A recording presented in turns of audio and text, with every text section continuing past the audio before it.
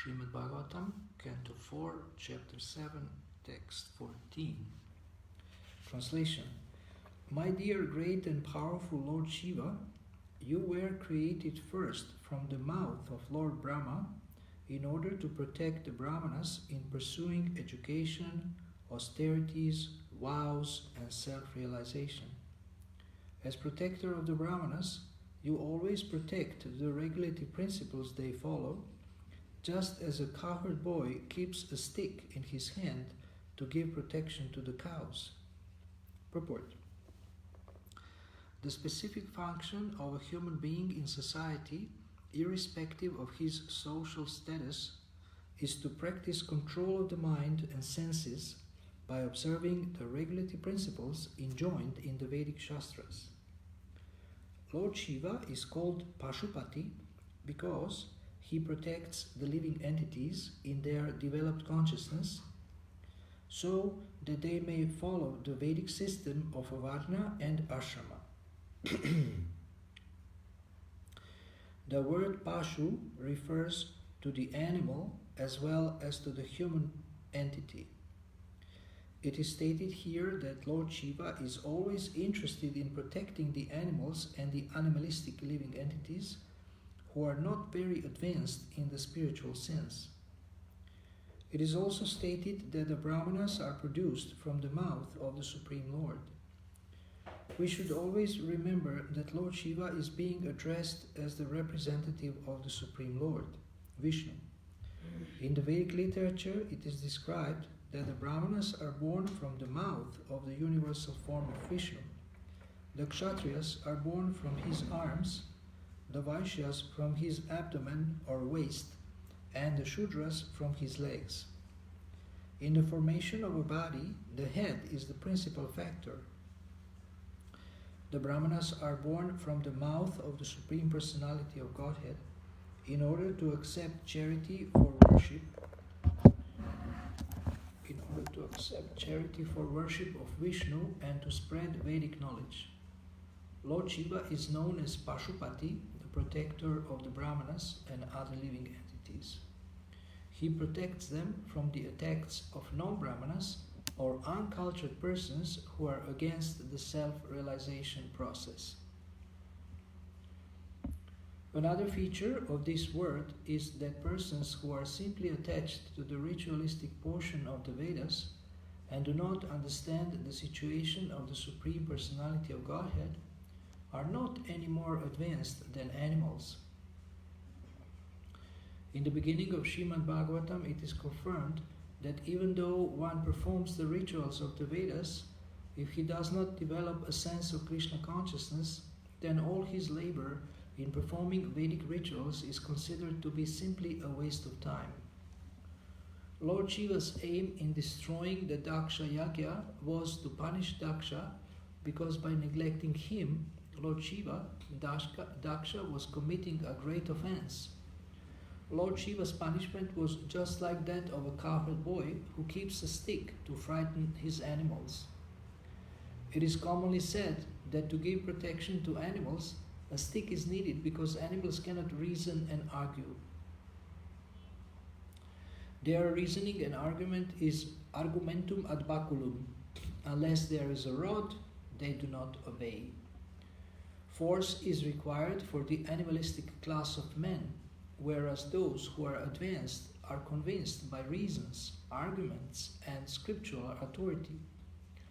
Persons who are simply attached to Vedic rituals without further advancement of devotional service or Krishna consciousness are almost like animals, and Lord Shiva is in charge of giving them protection and sometimes punishing them as he punished Daksha.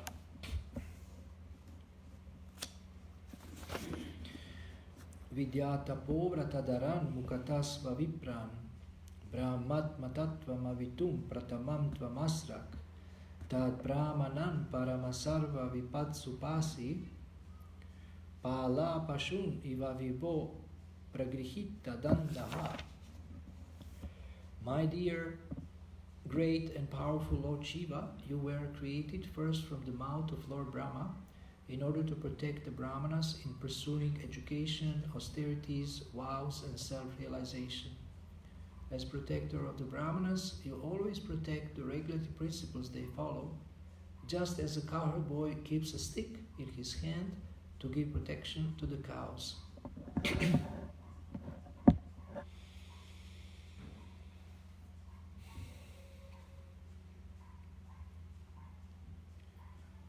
So who is the father of Daksha? And who is the father of Shiva? So that means they are brothers.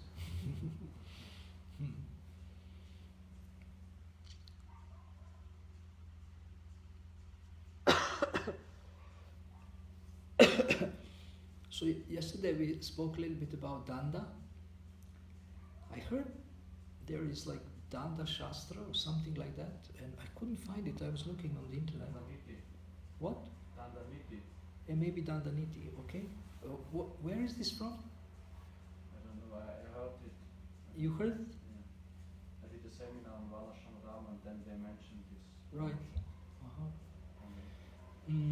Which explains the significance of punishment in human society, and here this discussion is developed about punishment and why it is done and who is doing it, and so we see that Lord Shiva is doing this. So now, when we speak of protection, we usually speak about comforting someone or shielding someone. Protecting in different ways the protection is done. But we don't, when we speak about protection, we don't speak about protection as punishment. So, but punishment, maybe protection, like when you were small, maybe your father or mother would say, no, don't do this, or a little bit like this, like slap you a little bit so that you know if you try to do this, it's not good. You will get punished. And the parents punish the child because they want to protect the child. Like, for example, let me see. After 60 years it's gone, but I had a scar from burns for probably 50 or 60 years of my life here, because when I was small, I wanted to touch the stove, which is hot in the winter, very hot, and my father, he didn't actually stop me.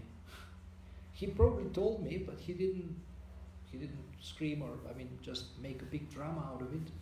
So he let me touch the stove and burn my fingers, and it was a heavy scar. It's not just a little scar; it's a big thing. It was quite visible on my fingers for so many years. I don't know, it disappeared somehow. Never noticed. So he didn't punish me to protect me, but he just let me get experience by making a mistake. So, and then when my mother saw that he let me do this, she got mad at him. So how can you let him do this? And of course I was crying because it was burning.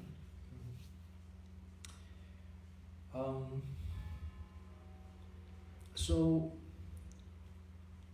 now, the other day I was saying that there is 3 kinds of people. First class intelligent people learn by hearing. Second class intelligent people learn by making mistakes and avoiding mistakes. And third class people, they don't learn even after making so many mistakes. So usually when I ask devotees which category you consider yourself to belong to, they say, well, unfortunately it's number 3. So after so many mistakes, after so many punishments, we still do the same, try to do the same things or try to enjoy it the same way, and still have to suffer.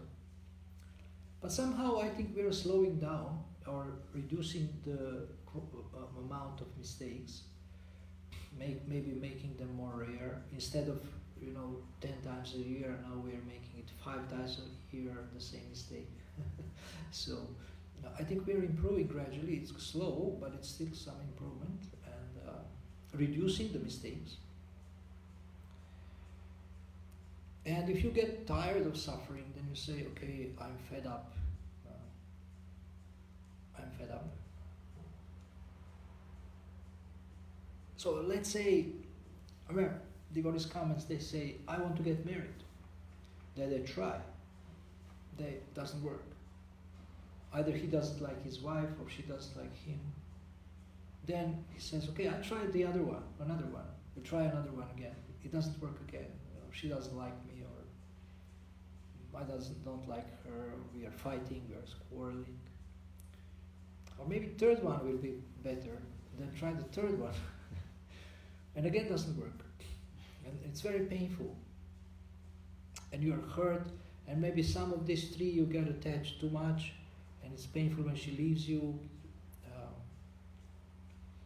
And then slowly you're developing this apprehension or cautiousness, or you're thinking, well, I know, it's an attractive idea to get attracted to this woman and to have a relationship with her, but I have experienced already so many hard knocks, I have experienced already so much pain that I don't believe it will work. Although everything looks perfect, our charts are perfect, and we really understand each other even without talking. I mean, all these wonderful romantic things are there, but this is how usually it starts, very nice. And then the show starts after a few months or after a few years, where you realize that you have differences, huge differences, fundamental differences in understanding life and Krishna consciousness, and you start to really, really fight and hate each other. So there is this phenomena, you're attached to someone, but at the same time you hate them, because you cannot change them. So this is the love in the material world. Hatred and attachment. There is no love there. Just hatred and attachment. And people call this love. And they make movies about it, and they do amazing, they really advertise it.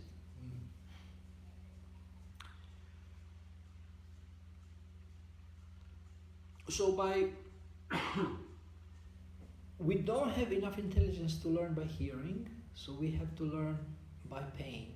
We have to learn by pain. And so sometimes devotees ask me, why Krishna allows my wife to be so rude to me? So what do you think, why? You guess. Why is your wife rude to you? Karma? Huh? Karma? Karma, because of karma. Now, why is Krishna allowing this to happen to you? That's a more precise question. Why is Krishna allowing that this happens to you? You're a good guy, you're a nice guy. So why is this happening? What is Krishna's purpose in allowing this to happen? That's a more precise question, yeah? Free will of her also. She has a free will? Okay, I have to ask even more precise question. What is lesson for you in this situation? I have to learn to be not too attached. What? Can you repeat again? I have to learn to not be so attached. Okay, so if somebody is rude to you, it's easier to not be so attached to that person, because somehow you're like this. Like, okay, well, if I approach this person, they will smash me or something.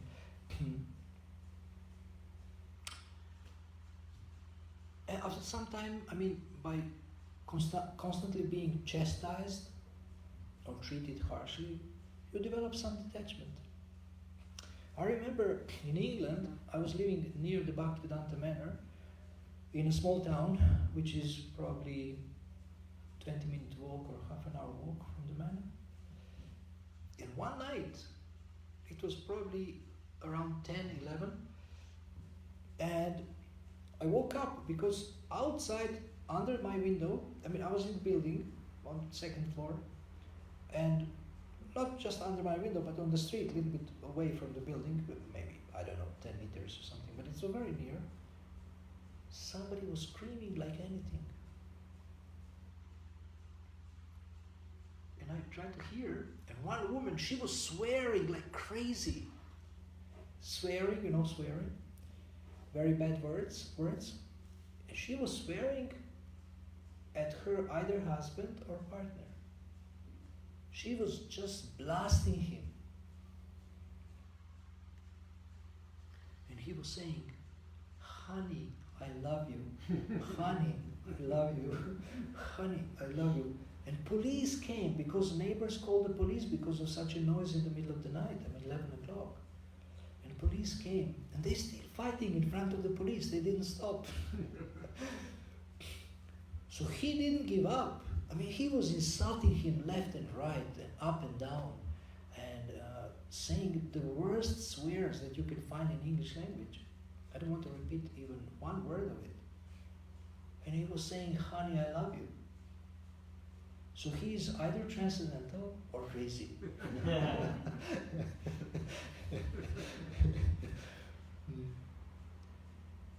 So Srila Prabhupada describes this situation in his books in several places. He says that the he-ass is being kicked by she-ass, but because he wants sex from her, he tolerates these kicks and continues to have a romantic relationship with her. So sometimes even this situation where the partner is very harsh, very rude, doesn't actually make a person detached. But this is the the jungle of the material world, how it looks like. But sometimes punishment works, and it seems that in case of Daksha it worked. That punishment worked. And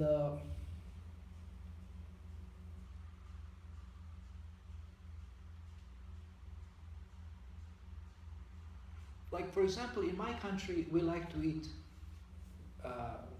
hot, spicy food, like in India, even worse than in India. It's more spicy. So since in childhood, I have been eating different chilies, and I really like this even today. And then recently I read Srila Prabhupada speaks about chili, and he says this is complete tamoguna. He says this is not good and things like this. And then I stopped. And then also when I eat either ginger or chili, let's say not little but more than little, then I have kidney pain. I have kidney pain. So, and I still sometimes eat chili. I know that I will suffer, but the attraction to chili is so big. Then you have people who know that they will have lung cancer and they cannot stop smoking. So conditioned souls are so unfortunate that they cannot give up the habit that is killing them. Cannot give up the habit that is killing them. So sometimes people say, you tell people, I don't know, Christians preach this. We don't preach this usually. We have descriptions of hell that even I don't think Christians have. Because go to the 5th canto, chapter 26, description of the hellish planets. You have a variety of hells. Not one hell where you just burn. That's simple. But you have so many things. We have so many things, so many varieties of super, super heavy suffering and punishment. But nowadays people, they don't care. If you tell them, if you don't surrender to God or if you don't listen to me, you will go to hell. Then they say, I'm already living in hell. So how is hell? Okay, hell is dark. Yes, I'm living in the basement. In hell you starve. He said, yes, I have no food. In hell people are, harsh to each other. Yes, I experience this every day with my friends, with my wife. So I'm already in hell, so why should I be afraid of hell? And why should I chant Hare Krishna so that I don't go to hell? So have this argument. So therefore, devotees ask me, oh, I was preaching to this man that he is suffering, and he says, no, you are suffering. On this hot day, I'm drinking cold drinks in the restaurant, and you are walking with a bag of books and sweating and suffering like anything. So you are suffering, I'm not suffering. So I tell devotees, well, if you want to attract people, you have to show them that you are enjoying more than them. That you are more happy than them.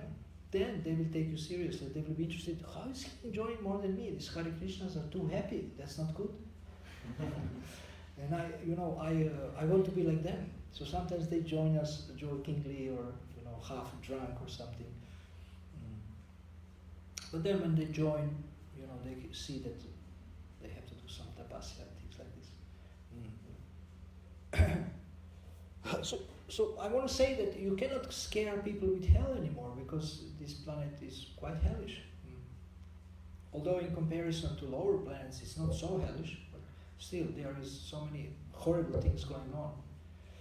And I think Krishna is exposing these things now in the media also, like for people trafficking, rapes, and abusing children. So Krishna is exposing this so that we understand that we are living in a very, very dangerous place, a very hellish place. You don't see these things every day, but these things are going on. And especially rich people, they misuse their money in many, many ways. They're exploiting women and children, and engage people to work for them for small money, for nothing. So these things are going on, and therefore the need for the Krishna conscious movement is very great. So here it is said that Lord Shiva, he has actually appeared to protect the Brahmanas, and Brahmanas are the head of society. So what we need in this age is a lot of Brahmanas who will teach Vedic knowledge and who will support and protect people. We need also Kshatriyas to protect people. So you may say, but you said the other day, Kalau Shudra Sambhavaha, everyone is Shudra in Kali Yuga. Yes, everyone is Shudra in Kali Yuga, but Prabhupada says, you can change your Varna by training. Like before Bhakti Yoga, we were very unclean, and now we are taking a shower every day, minimum once a day. We were taking a shower once a month. We were taking a shower once a week maybe, but not every day.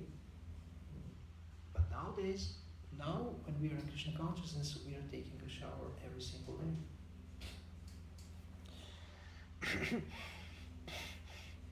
So that's a Brahminical habit. Even for Brahman, it is said 2 or 3 times a day to have to take a shower, but sometimes it's impractical. You take a shower in the morning, you go on Sankirtan, come back, take another shower. So then you don't need to take a 3rd shower, but 2 showers or 1 shower. So Srila Prabhupada taught us Brahminical principles and turned hippies into Brahmanas, or punks into Brahmanas, who are becoming, or who are spiritual authorities, and teaching people these principles. So this world needs a head, and you have an opportunity to become a head of society.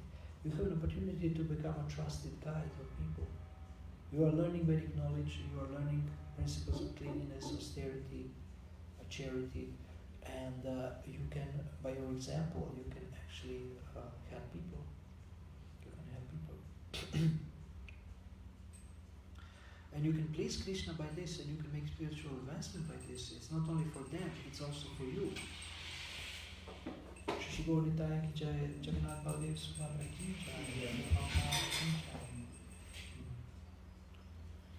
So maybe you're young, maybe you're still not very serious, you're not sure you want to stay in Krishna consciousness, you're not sure if you can be a preacher, you can be a spiritual guide, but you can try it.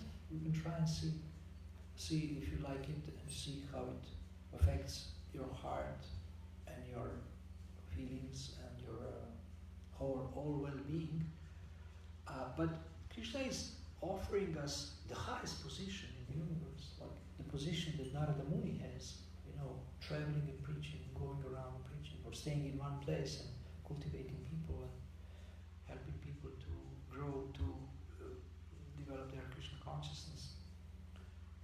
So we have an opportunity to do the highest service, which is connecting people to Krishna and preaching Krishna consciousness, training people. And we shouldn't take it, as Prabhupada says, insignificantly or cheaply. This is a great, great mercy to get this opportunity to preach and to be a good example for people and to care for people. So please take this opportunity and develop yourself as a responsible member of ISKCON. Take responsibility. Maybe you don't feel like you can preach non-stop, but you can help preaching. You can manage things so that preaching is going on and worship is going on, and you can make a wonderful contribution by taking responsibility in the mission and make spiritual advancement yourself also.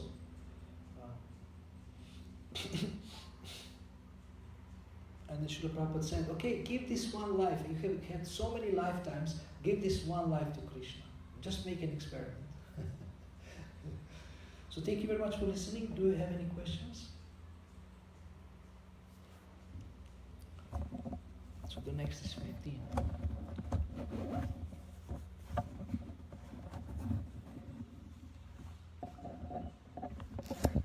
Okay. Yes? I found these different shastras for Dandaniti. It's Kautilya Artha Shastra. What's it called? Kautilya Kautilya. Artha Shastra. Kautilya Artha Shastra. Viduraniti. Kautilya is Chanakya. I think Yeah. it's another name for Chanakya Pandit. So maybe this is in Chanakya Niti Shastra. Yeah. In the seminar was called Dandaniti, Science of Politics, and then they mentioned different syllabus, like also Danurveda. Danurveda is Kshatriya, science of fighting. Yes. Okay.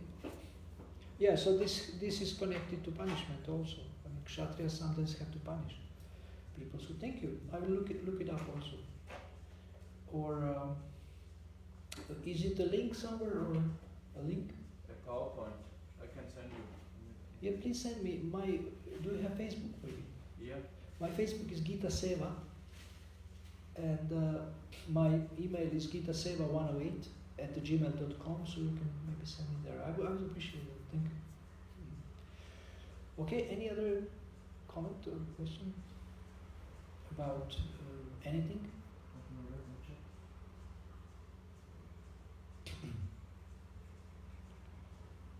Okay, thank you. Srila Prabhupada ki jai.